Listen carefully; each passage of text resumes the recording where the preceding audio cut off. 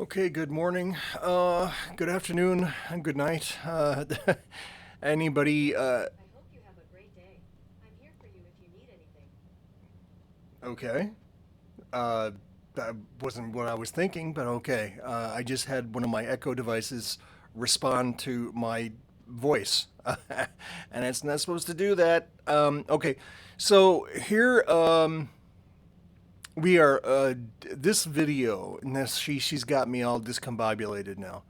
All right, so this video is showing how to use the scenario template, and it also it introduces, or I should say, it involves using the DroidCam software. Now, one thing I need to say about the DroidCam software is that so far it is the best I've ever seen for capturing remotely, wirelessly from a device. So forget webcams. DroidCam is better. Secondly, it had a connection issue with one part of my network, uh, but it didn't have. So I switched to a different network, and it worked well. Which is to say, I have 2.4 gigahertz, I have 5 gigahertz, I have yada yada yada. So I have different types of networks I can choose from in my system here in my basement bunker, otherwise known as my office. So I'm using DroidCam to capture the image looking down on the game table, and the Android phone is being held aloft by a microphone stand with the adapter screwed onto it for selfie sticks. So, in other words, it's the little gripper thing that you use to grab a phone when you want to make a selfie.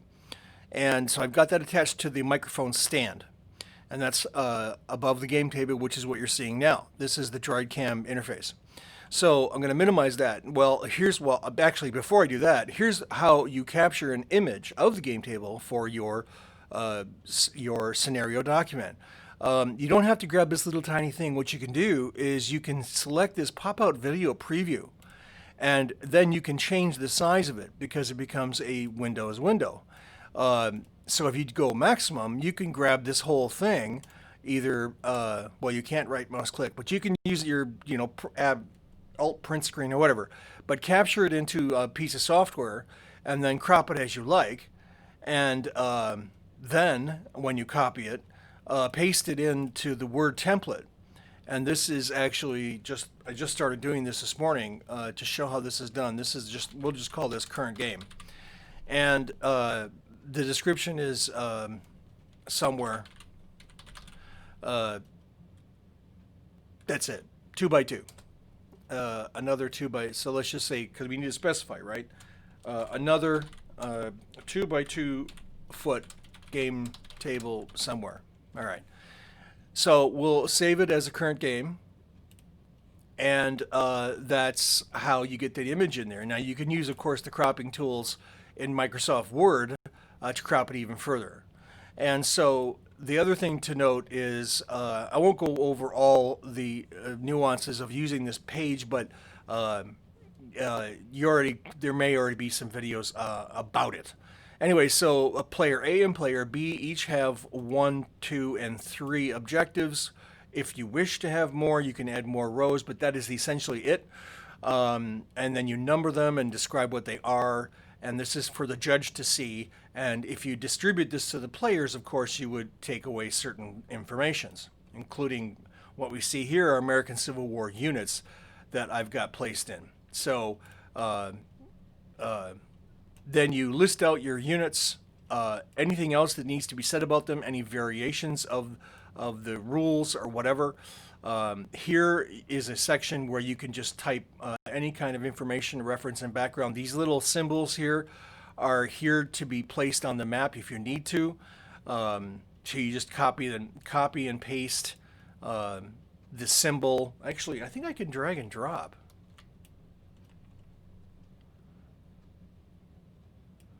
In order to get it to be on the map, you have to actually copy and paste it into a frame.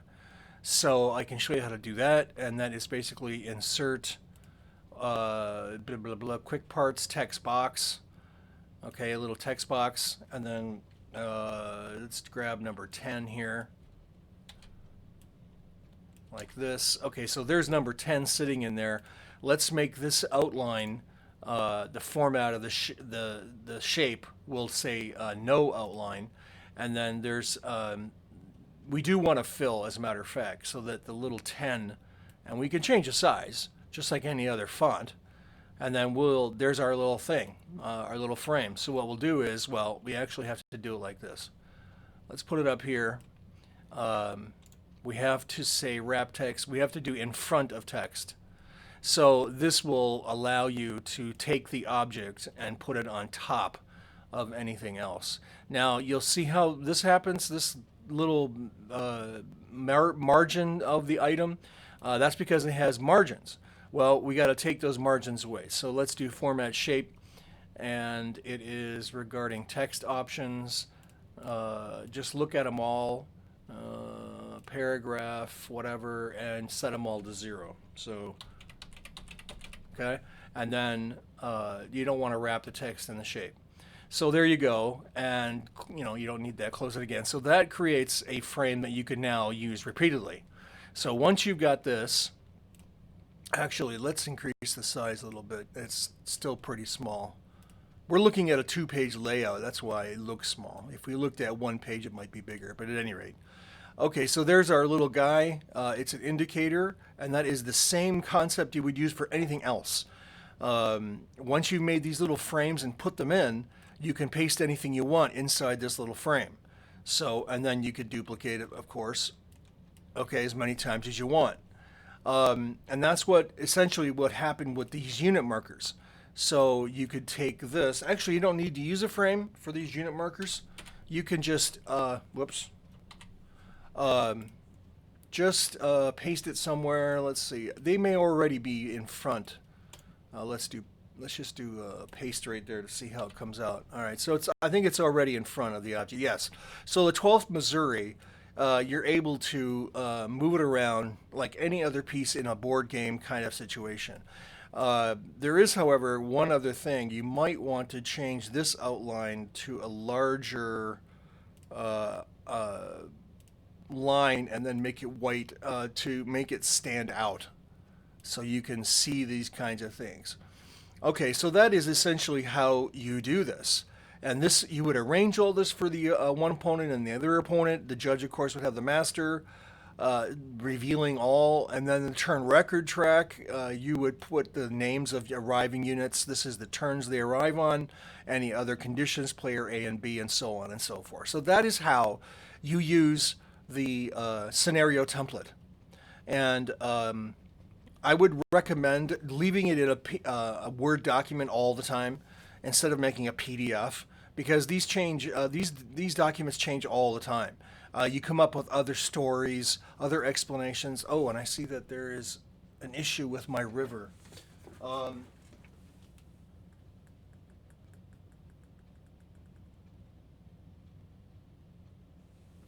and again, you see that's because the river consists of individual pieces, and you have to, well, I didn't here, but you should tape them together.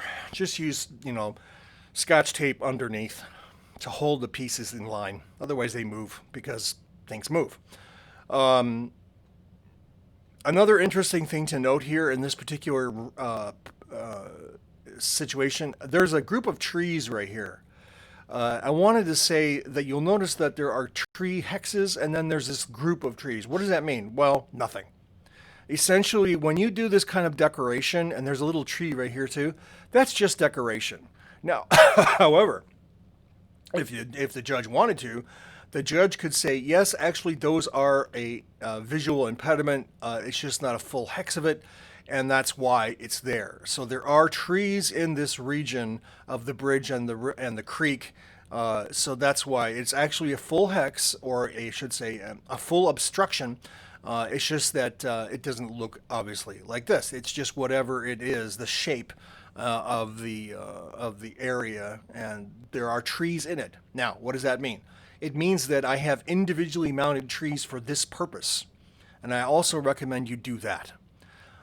Last thing I wanted to say was that, as you can see here, we've got some of the Cricut machine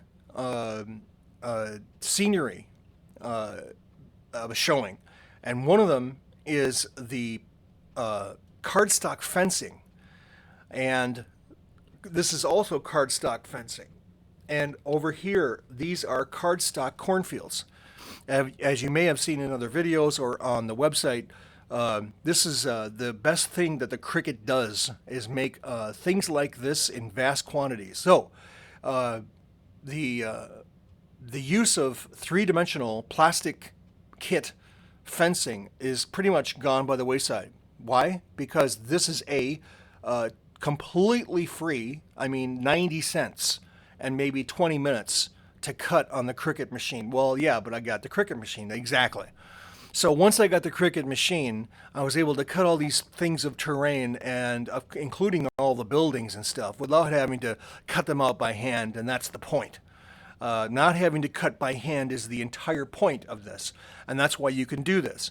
A vast quantity of cornfield shapes are put into the game table, and that's the best thing that the Cricut does.